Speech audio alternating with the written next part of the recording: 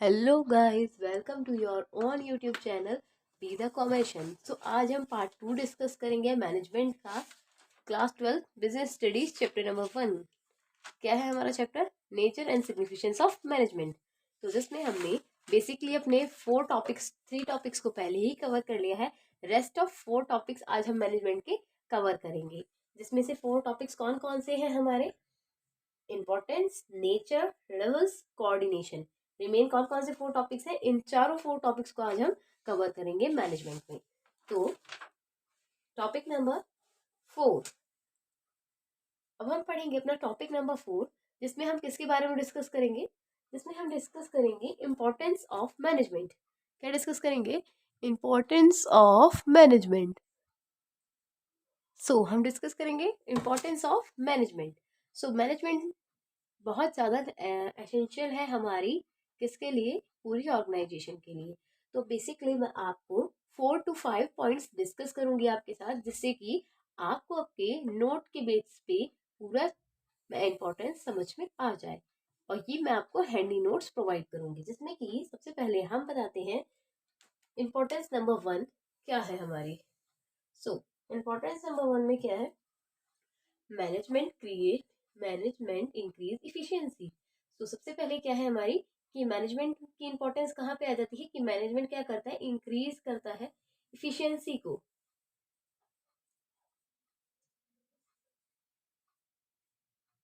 Management increase efficiency, जैसे कि हमने लास्टली ही डिस्कस किया था इफिशियंसी के बारे में अपनी डेफिनेशन के अंदर, कि मैनेजमेंट किसको इंक्रीज करता है? इफिशियंसी। इफिशियंसी क्या होती है कि जो भी टाइम पीरियड आपको प्रोवाइड किया गया है उसमें काम करना है। किसमें? इन गिवन टाइम पीरियड में अपने टास्क को कंप्लीट करना है in given time period. Management क्या करता है? हमारे इंपॉर्टेंस के नंबर पे नंबर 1 में है कि मैनेजमेंट इंक्रीज इफिशियंसी, यानी कि हम जो भी हमारी मैनेजमेंट के थ्रू हमने जो भी काम करना है वो इफिशियंट पीरियड में करना है, इफिशियंटली करना है, यानी कि जितना भी टाइम पीरियड है उसके अंदर करना है। अब क्या है इंपॉर्टेंस नंबर 2? इंपॉर्टेंस नंबर 2 में क्या है? Management helps in achieving goal. Management क्या करता है? हेल्प्स करता है किसमें? Helps in achieving goal. Achieving, मैं इसे यहाँ अंडरलाइन कर रही हूँ, गोल्स। ठीक है। मैनेजमेंट किस में हेल्प करता है? मैनेजमेंट हेल्प करता है गोल्स को अचीव करने के लिए। तो जिससे कि अचीव करना मतलब किसी चीज को गेट करना, अपने गोल्स को पाने में। कैसे गोल्स? जो भी हमारे ऑर्गेनाइजेशन के गोल है उन्हीं को पाने में मैनेजमेंट हेल्प करता है। आई होप सो आपको समझ में आ रहा होगा। अब बात करते हैं इंपॉर्टेंस नंबर 3 की। It's create dynamic organisation. Management क्या करता है? डायनेमिक ऑर्गेनाइजेशन को क्रिएट करता है। Management creates dynamic organisation.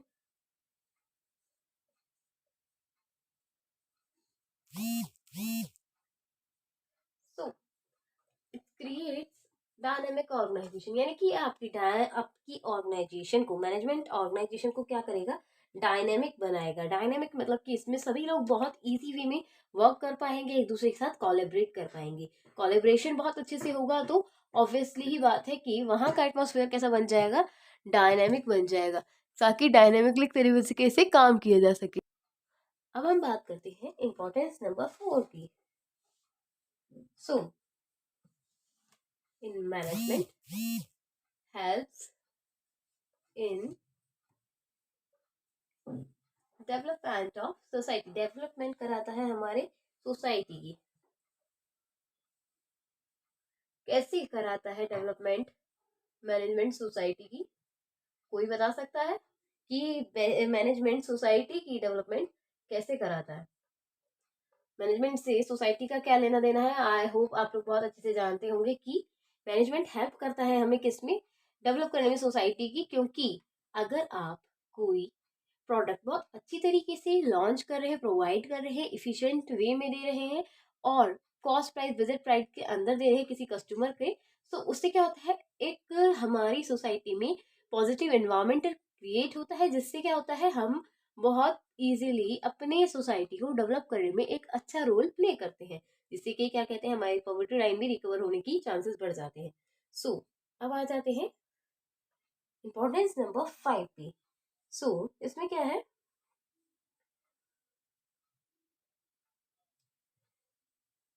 Importance number 5 में हम डिस्कस करेंगे management helps in achieving personal goals, personal objectives को भी पूरा करता है। Management helps in achieving achieving hope so आपको अंडरस्टैंड हो रहा होगा, पर्सनल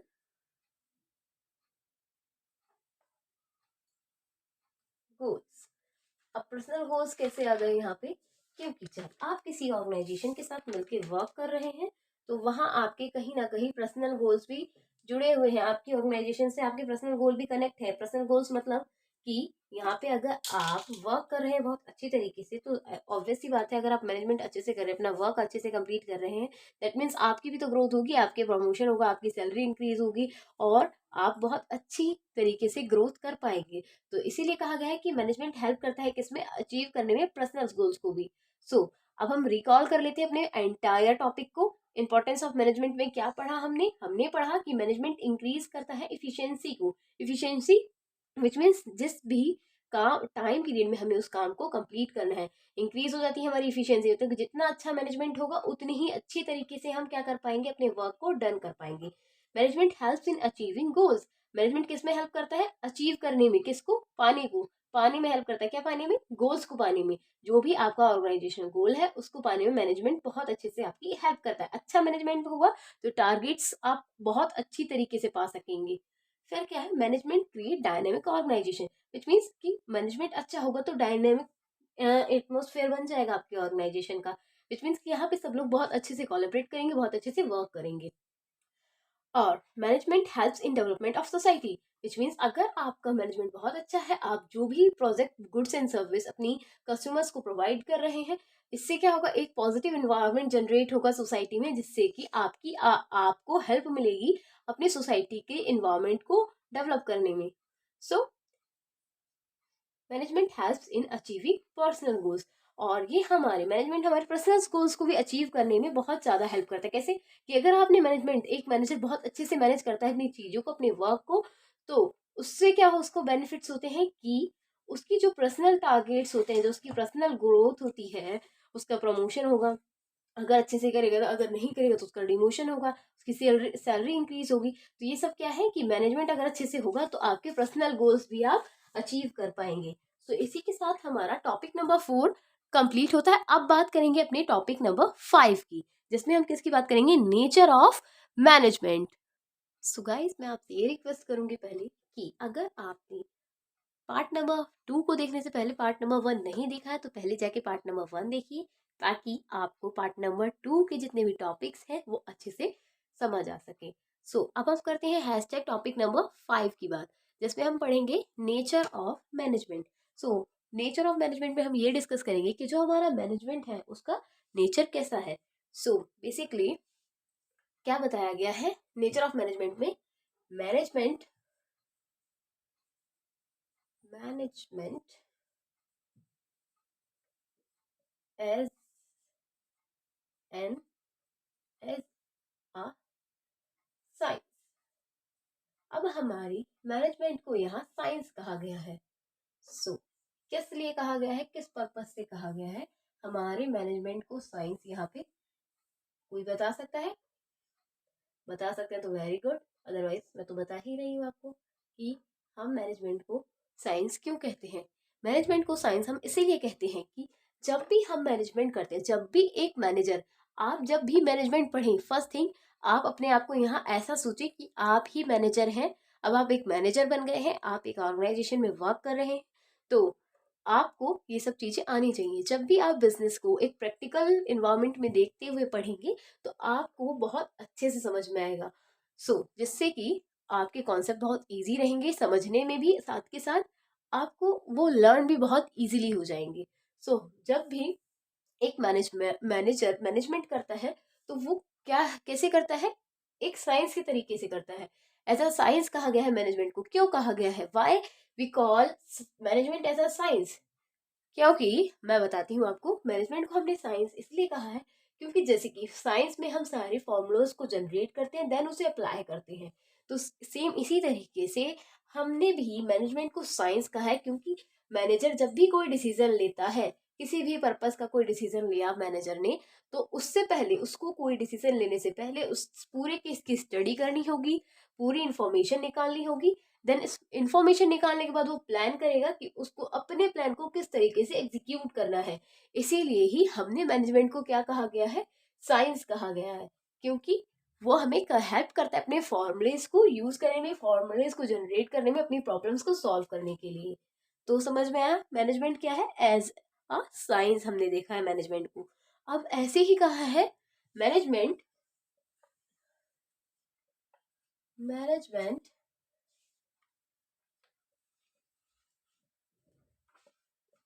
एज एन आर्ट। अब यहाँ पे मैनेजमेंट को नाम दे दिया है मैंने एज एन आर्ट। अब क्या कोई बता सकता है कि अगर हमने साइंस कहा था तो अब ये आर्ट कैसे हो गई है? सो मैनेजमेंट को हमने आर्ट इसलिए कहा है क्योंकि यहाँ हाईलाइटेड पॉइंट्स है, साइंस बोला है यहाँ पे हमने मैनेजमेंट को, और यहाँ पे हमने बोला है उसको आर्ट। नोट्स आप प्रिपेयर करते रहेंगे तो बहुत अच्छा रहेगा आपके ब्रॉड प्रोस्पेक्टिव से। बीएसटी के बहुत अच्छे नोट्स आपको मिल जाएंगे, बहुत हैंडी और शॉर्टी नोट्स, जिससे आपको रट्टाफिकेशन करने की, रोट लर्निंग करने की कोई नीड नहीं होगी अपने एग्जाम के प्रोस्पेक्टिव से। रट्टाफिकेशन वैसे भी बहुत लॉन्ग टाइम पीरियड तक नहीं चलता है। सो ये आपके ट्वेल्थ के बोर्ड के पर्पज से आपकी आगे ग्रेजुएशन लाइफ में भी बहुत ज़्यादा यूज होने वाला है। अगर यहाँ से आपके कॉन्सेप्ट बहुत स्ट्रांग रहेंगे तो कॉलेजेस में जाके आपको शर्मिंदा होने की जरूरत नहीं पड़ेगी, क्योंकि ये सब जो टॉपिक्स हैं आपके फिंगर टिप्स पे आपको लर्न रहेंगे। अगर आपने बहुत अच्छे से मैनेजमेंट को समझा होगा, एज अ मैनेजर बन के समझा होगा, तो आपको बहुत इजीली समझ में आएगा। अब हम बताते हैं यहाँ पे क्या, कि मैनेजमेंट एज एन आर्ट। क्यों कहा गया है मैनेजमेंट को एज एन आर्ट? क्योंकि जैसे कि हम मैनेजमेंट में, मैंने आपको बताया था कि फॉर्मूलाज को अप्लाई करते हैं, फॉर्मूलाज को जनरेट करते हैं अपने प्रॉब्लम्स को सॉल्व करने के लिए। ऐसे ही मैनेजमेंट में जो भी फॉर्मूलाज हम जनरेट कर रहे हैं, उसे कैसे जनरेट करना है, किस तरीके से जनरेट करना है। हमें किसी प्रॉब्लम का सोल्यूशन तो पता है, बट अब उस सोल्यूशन का हमें यूज कैसे करना है, ये चीज हम किस में जानते हैं? आर्ट में जानते हैं। क्योंकि आर्ट को हमने क्या कहा है? एक कला कहा है ना। तो अगर आपको कोई प्रॉब्लम पता है, ये प्रॉब्लम है, उसका ये सोल्यूशन है, तो देन आपको उस सोल्यूशन को यूज कैसे करना है, ये चीज कौन बताती है? आर्ट ही बताती है ना। समझ में आ गया? जैसे कि आप एग्जांपल ले सकते हो, एक कुम्हार हो गया, उसको ये पता है कि मिट्टी से बर्तन बनते हैं मिट्टी के, बट अगर उसे आर्ट ही नहीं आएगी मिट्टी के बर्तन बनाने की, तो क्या वो मिट्टी के बर्तन बना पाएगा? नहीं। तो सेम ऐसे ही मैनेजर को ये तो पता है कि उसकी प्रॉब्लम्स क्या है और उसके सोल्यूशन क्या हो सकते हैं, बट अगर उसको उन्हें अप्लाई करना ही नहीं आएगा, तो वो सोल्यूशन उसका किस काम का? सेम ऐसे ही कहा गया है, इसी ही पर्पज से कहा गया है management as an art also, कि एक अच्छा मैनेजर वही होता है जो अपनी प्रॉब्लम के सोल्यूशंस को अप्लाई करना भी जानता हो। तो इसीलिए बोला गया है मैनेजमेंट एज एन आर्ट। अब नेक्स्ट टॉपिक क्या कहा गया है? Management as art and science both. तो ये तो बहुत इजी और अच्छी बात है कि हमने यहाँ यहाँ एक्सेप्ट ही कर लिया है कि क्या है नेचर उसका, management as an as a art and science both बोल दिया गया है यहाँ पे। तो क्यों कहा गया है यहाँ पे आर्ट एंड साइंस बोथ? क्योंकि ये चीज हम ऊपर ही टॉपिक में प्रूव कर चुके हैं कि अगर वो साइंस है, अगर मैनेजमेंट साइंस है, तो वो एक आर्ट भी है। अगर वहाँ फॉर्मूला हम जनरेट कर रहे हैं तो यहाँ फॉर्मूला लगाना भी आना चाहिए। इसी को ही हमने कहा गया है कि management as an art also. So समझ में आया? ये वाला थर्ड टॉपिक बहुत इजी था। आई होप सो आ गया होगा, नहीं आया होगा तो comment me down, I will explain you again.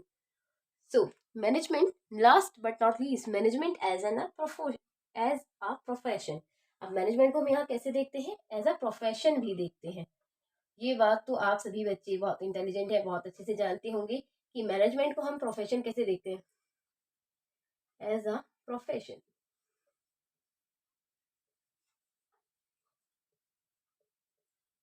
So management as a profession क्यों कहा गया है हमने मैनेजमेंट को as a profession?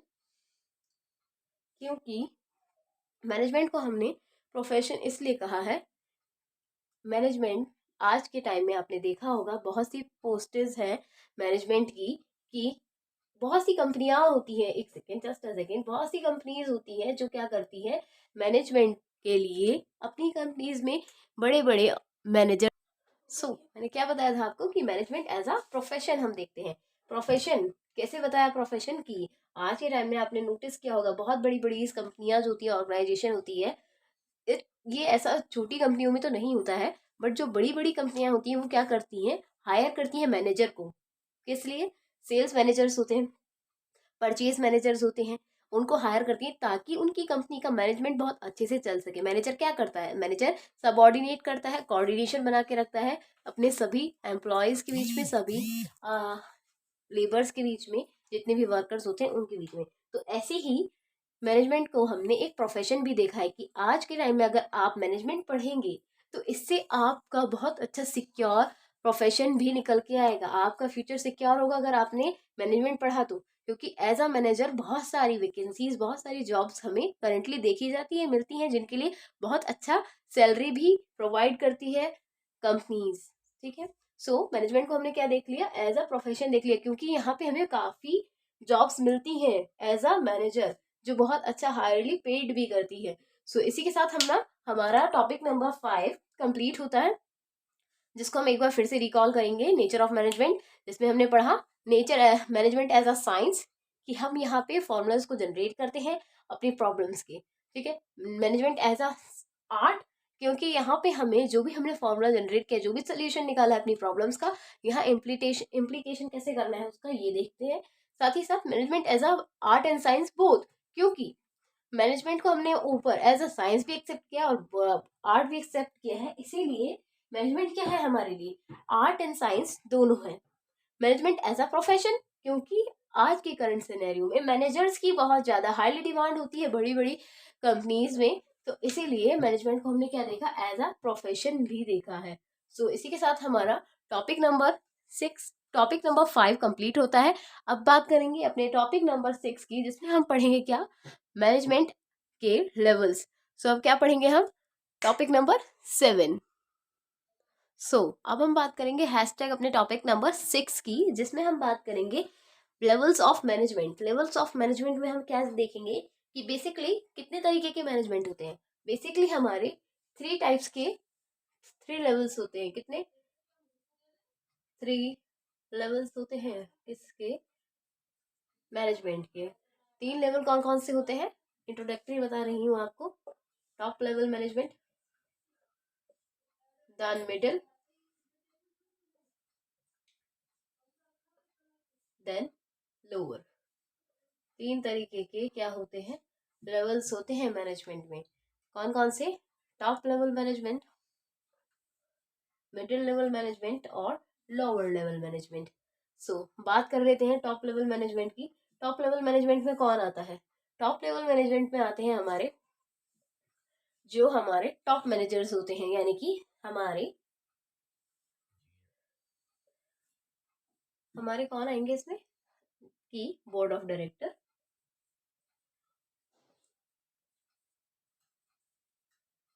Director, chairman, ये होते हैं हमारे टॉप लेवल मैनेजमेंट के मैनेजर्स। ठीक है, जो क्या करते हैं, कंपनी के प्रॉफिट के लिए डिसीजंस लेते हैं, देन उसको आगे भेजते हैं अपने डिसीजंस को। तो टॉप लेवल मैनेजमेंट को में कौन आ जाता है, बोर्ड ऑफ डायरेक्टर और चेयरमैन आ जाते हैं, कंपनी के चेयरपर्सन आ जाते हैं कंपनी के। ठीक है, फिर आते हैं मिडिल लेवल के मैनेजर्स पे। मिडिल लेवल के मैनेजर्स में कौन आ जाता है, sales manager, purchase manager. Sales manager होते हैं हमारे यहाँ पे, एंड परचेज मैनेजर,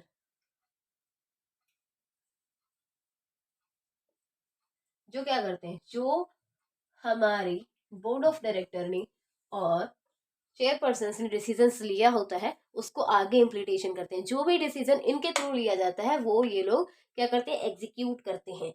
तो सबसे पहले कौन आ जाते हैं टॉप लेवल पे, board of director, chairperson of the company. Second में आ जाते हैं सेल्स मैनेजर और परचेज मैनेजर। अब बात करते हैं लोअर लेवल मैनेजमेंट की। लोअर लेवल मैनेजमेंट पे कौन आ जाते हैं, सुपरवाइजर्स आ जाते हैं। सुपरवाइजर्स कौन, जो लेबर्स से वर्कर्स से डील करते हैं, जो सेल्स मैनेजर और परचेज मैनेजर ने जिसने भी जो भी वर्क उनको दिया होता है उसको आगे एग्जीक्यूट करते हैं। यानी कि वो सभी चीजों को किसको बताते हैं, अपने लेबर्स और वर्कर्स को बताते हैं, ताकि काम उसी वे में किया जा सके, वर्क उसी तरीके से डन किया जा सके जिस तरीके से हमारे चेयरपर्सन और डायरेक्टर से, बोर्ड ऑफ डायरेक्टर से आया है हमारा ऑर्डर, उसी ही तरीके से। सो लोअर में कौन कौन आ जाते हैं, हमारे सुपरवाइजर्स आ जाते हैं लोअर लेवल में।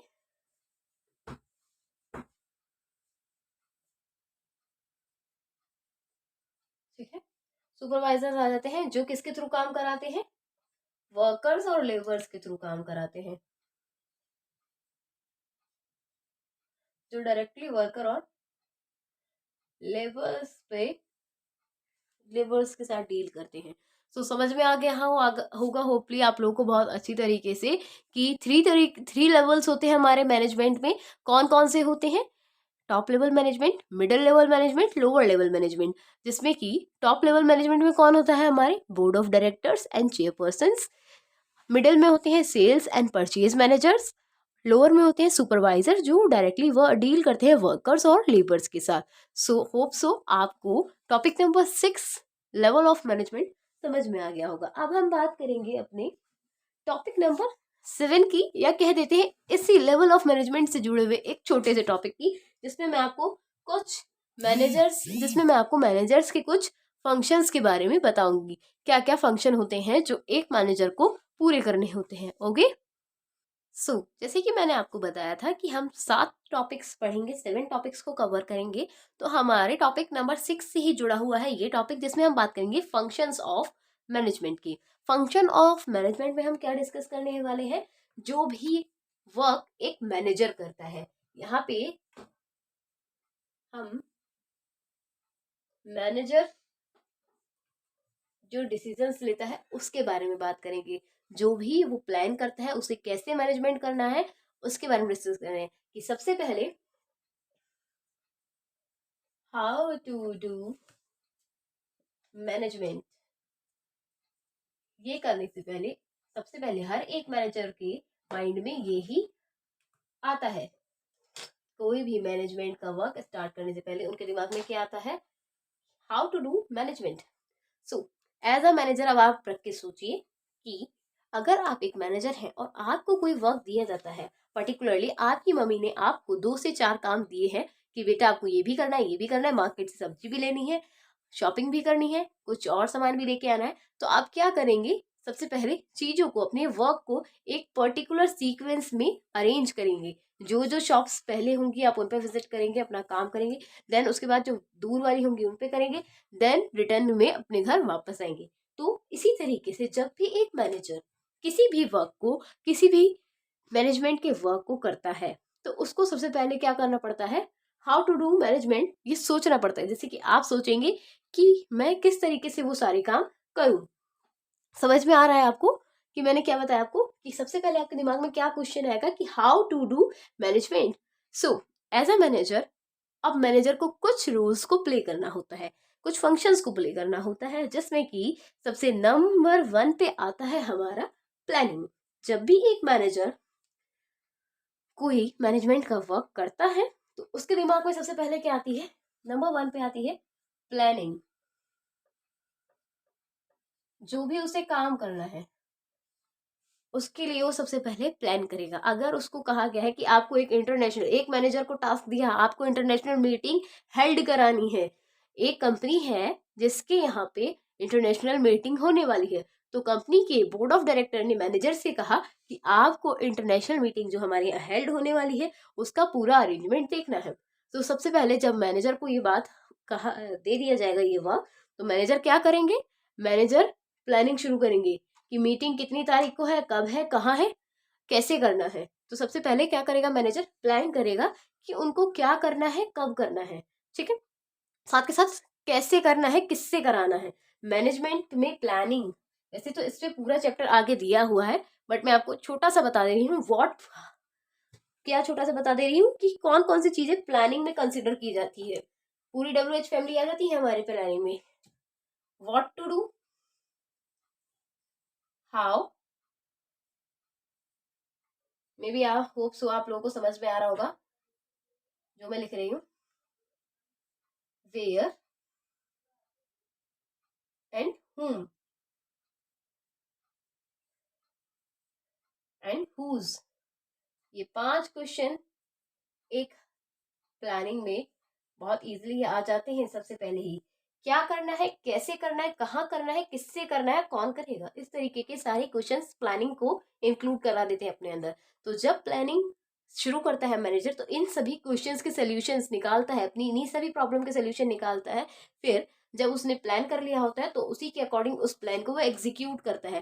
प्लानिंग करने के बाद क्या करेगा मैनेजर, यहाँ पे जो भी उसने प्लान किया होगा फिर उसके बाद उसको ऑर्गेनाइज करेगा। क्या करेगा उसके बाद, ऑर्गेनाइजिंग करेंगे प्लानिंग के बाद। और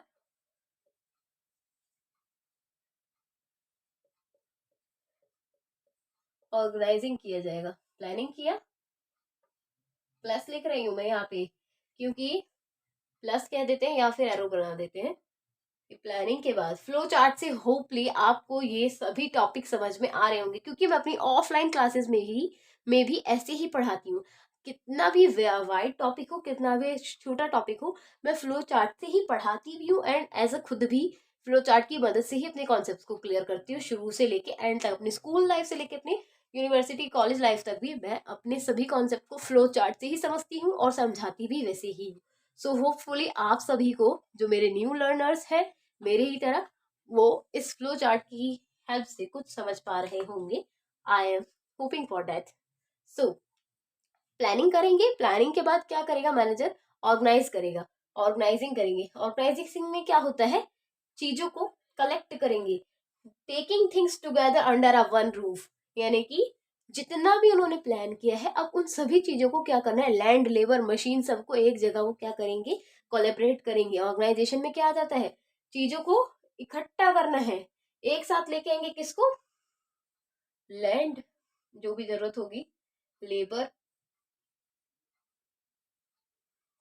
मशीन, इन सबको वो एक साथ लेके आएंगे। किस लिए, ताकि जो भी उन्होंने प्लान किया है उस प्लान को एग्जीक्यूट करने में ये सब चीजें तो उनको हेल्प करेंगी।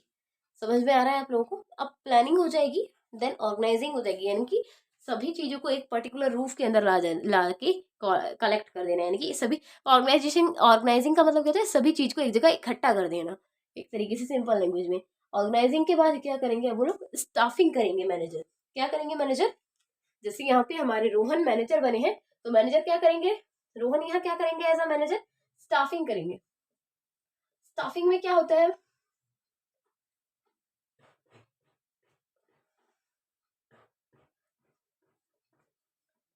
स्टाफिंग, स्टाफिंग में क्या होता है, स्टाफिंग में हम करते हैं क्या, कि जो भी जिसका काम है, जो जिसके ऊपर सूट करता है, हम उसको तो अब रोहन क्या करेंगे, जो हमारे यहाँ मैनेजर बने हैं, स्टाफिंग करेंगे। स्टाफिंग में क्या होता है, स्टाफिंग में जो जिसका काम है वो ही काम उसको दे देंगे। यानी कि अगर रोहन की कंपनी में 5 लोग हैं, मोहन, सोहन, घनश्याम, घनश्याम, तो अब रोहन क्या कहेंगे कि जैसे कि ये हो गए रोहन, इस कंपनी के मैनेजर। अब इनके पास 5 अलग अलग एम्प्लॉयज हैं, तो इसके लिए आपके क्या करेंगे, स्टाफिंग में क्या करेंगे, जो सोहन का काम होगा वो सोहन को देंगे, यानी कि जिस काम में सोहन बहुत अच्छे होंगे वो काम किसको दे देंगे, रोहन, सोहन को दे देंगे। फिर जिस काम में मोहन अच्छे होंगे वो काम मोहन को दे देंगे। इससे क्या होगा, जिस काम में घनश्याम अच्छे होंगे उनको वो काम दे देंगे। तो इससे क्या होगा कि स्टाफिंग हो जाएगी, जो काम जिसका है वो ही करेगा और काम भी बहुत अच्छे तरीके से होगा। क्योंकि अगर मैं या अगर एक मैनेजर एक कंप्यूटर ऑपरेटर का वर्क ना देके कॉलिंग का वर्क दे देगा, तो क्या वो काम अच्छे से हो पाएगा, नहीं। तो इसीलिए स्टाफिंग बहुत इंपॉर्टेंट रोल प्ले करता है एज अ मैनेजर, कि जो काम जिसका है, जो पर्सन जिस भी चीज में कैपेबल है, उसको आप वही काम दो। तो इसीलिए स्टाफिंग क्या करती है, हेल्प करती है मैनेजर को उसके प्लान को बहुत जल्दी एग्जीक्यूट कराने और कंप्लीट कराने में। सो स्टाफिंग में क्या करते हैं, स्टाफिंग में हम करते हैं वर्क प्रोवाइड करते हैं एम्प्लॉयज को टू एम्प्लॉय, ठीक है। वर्क प्रोवाइड कर दी हमने यहाँ एम्प्लॉयज को। ये हो गया हमारा किसका काम, स्टाफिंग का। अब मेरे दो टॉपिक्स यहाँ बचे हैं। स्टाफिंग के बाद क्या है हमारे, कंट्रोलिंग एंड डायरेक्टिंग। बट मेरे पास थोड़ा सा जगह नहीं बची है, तो मैं क्या करूंगी, इसको रफ करूंगी, देन बाकी के दो टॉपिक बताऊंगी। तो आप चाहे तो इसका स्क्रीनशॉट भी ले सकते हैं। सो हमने तीन टॉपिक पढ़े, कौन कौन से, planning, organizing and controlling, oh staffing sorry. अब हम पढ़ेंगे किसके लिए, डायरेक्टिंग। दो मेन डिसीजंस कौन से बचेंगे, एक मैनेजर के, डायरेक्टिंग। साथ ही साथ डायरेक्टिंग के बाद क्या करेंगे, वो कंट्रोलिंग करेंगे। मैं अभी बता दे रही हूँ, कंट्रोलिंग। अब डायरेक्टिंग में क्या होता है और कंट्रोलिंग में क्या होता है, ये बाद के दो पॉइंट थे। जिसमें डायरेक्टिंग में क्या होता है, डायरेक्टिंग में जो भी काम जिसको एक मैनेजर ने दिया है, अब वहां पे उन्हें डायरेक्ट करेंगे, लीड करेंगे। लीड करता है यहाँ मैनेजर, जो भी काम जिसको दिया है वो देखेंगे कि वो काम वो इंसान बहुत अच्छे से कर रहा है या नहीं कर रहा है। कंट्रोलिंग, कंट्रोलिंग में क्या है, कंट्रोलिंग में जो भी वर्क उन्होंने अपने एम्प्लॉयज को प्रोवाइड कर दिया है, अब उनको यहाँ पे रीचेक करना है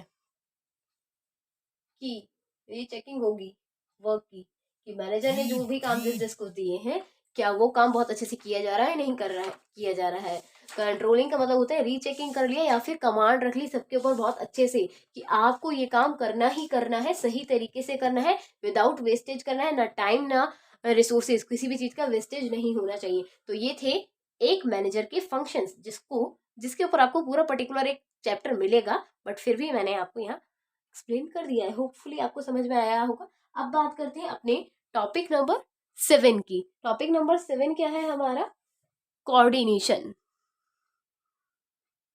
हमारा 7 टॉपिक क्या है, कोऑर्डिनेशन। कोऑर्डिनेशन का मतलब क्या होता है, यहाँ पे मैनेजर अपने एम्प्लॉयज से, अपने सबऑर्डिनेटर से, अपने वर्कर से, अपने बोर्ड ऑफ डायरेक्टर से, सभी के साथ एक कोऑर्डिनेशन बना के चलता है। कोऑर्डिनेशन का मीनिंग क्या होता है, तालमेल बनाना, यानी कि जिसका काम जिससे है, जो जैसे है, लोगों के बीच में कैसा कांटेक्ट होना चाहिए, वो एक दूसरे से कैसे कनेक्ट होने चाहिए, वो चीज मैनेजर को बहुत अच्छे से आनी चाहिए। यानी कि यहाँ पे वो एक हायरार्की को फॉलो करते हैं, यानी कि जो इन्फॉर्मेशन जिसके पास जिसके थ्रू जानी चाहिए उसी के थ्रू ही जाए। ऐसा नहीं है अगर कोई लेबर को या किसी वर्कर को किसी चीज की नीड है तो वो जाके डायरेक्ट बोर्ड ऑफ डायरेक्टर से कहें कि हमें ये चीज चाहिए, नो। उनके बीच में कोऑर्डिनेशन होना चाहिए, कि लेबर या वर्कर वो बात किसको बताएंगे, अपने सुपरवाइजर को बताएंगे, सुपरवाइजर मिडिल मैनेजर को बताएंगे, और मिडिल मैनेजर जाके उस कंप्लेंट को क्या बताएंगे, बोर्ड ऑफ डायरेक्टर्स के साथ बताएंगे, जैसे कि हमने लास्ट टॉपिक में पढ़ा था लेवल्स ऑफ मैनेजमेंट में। कोऑर्डिनेशन का क्या मीनिंग है, कोऑर्डिनेशन मीन्स टू इंटीग्रेटेड और bringing together different activity of an enterprises. ठीक है, कोऑर्डिनेशन क्या है, कोऑर्डिनेशन मीन्स इंटीग्रेट और bringing together, it means integrate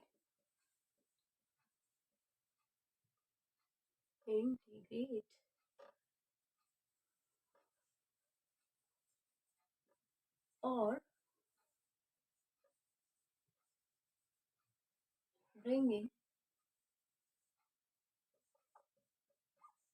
bringing different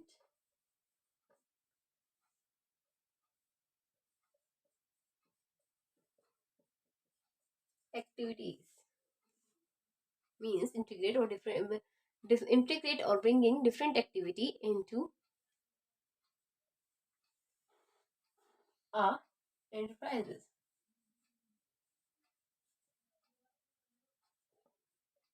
which means coordination में हम क्या करते हैं, इंटीग्रेट करते हैं, चीजों को कलेक्ट करते हैं, ब्रिंगिंग टुगेदर एक साथ लेके आते हैं, ब्रिंगिंग टुगेदर रह गया, ओके, ब्रिंगिंग टुगेदर मेंशन कर लीजिएगा। टुगेदर मैं यहाँ लिखना भूल गई थी, सॉरी फॉर दैट। क्या था? Bringing together different bringing together activity कर देते हैं। डिफरेंट लगाए ना लगाए इससे कोई फर्क इतना पड़ता नहीं है। ब्रिंगिंग टुगेदर एक्टिविटीज यानी कि सभी एक्टिविटीज को एक साथ लेके आना और उनको कोलैबोरेट करके उनके साथ वर्क कराना, किसमें? एंटरप्राइजेस में। ठीक है। सो कोऑर्डिनेशन बहुत ज्यादा इंपॉर्टेंट रोल प्ले करता है हमारी पूरी ऑर्गेनाइजेशन में। किस चीज का ये रोल प्ले करता है? कि एक मैनेजर किस तरीके से तालमेल बिठा रहा है अपने सभी सुपरवाइजर्स के साथ, मैनेजर्स के साथ, बोर्ड ऑफ डायरेक्टर के साथ और पूरी एंटायर कंपनी के सब एम्प्लॉयज के साथ। सो इसी के साथ कोऑर्डिनेशन की भी एक शॉर्ट क्वेश्चन आपसे पूछा जा सकता है। तो कोऑर्डिनेशन की डेफिनेशन भी बहुत इंपॉर्टेंट है, इसको अच्छे से एक बार आप लर्न कर लीजिएगा, समझ लीजिएगा, ताकि आपको अगर ये शॉर्ट क्वेश्चन में पूछा जाए तो आप इजिली इसका आंसर दे सकें। साथ ही साथ मैं आपको एक चीज और बता देती हूँ कि मैं आपको इसकी पूरी प्लेलिस्ट प्रोवाइड करूंगी क्लास 12 के बीएसटीज की। सो लाइक करना ना भूलें, और अगर आपको पसंद आ रहा है तो कमेंट मी डाउन दैट कि क्या मैं इसकी वीडियो आगे कंटिन्यू करूं, आपको सभी चैप्टर्स की वीडियो बना के दूं। So that's all about chapter number 1 of BST. Thank you guys, keep watching, stay tuned with us.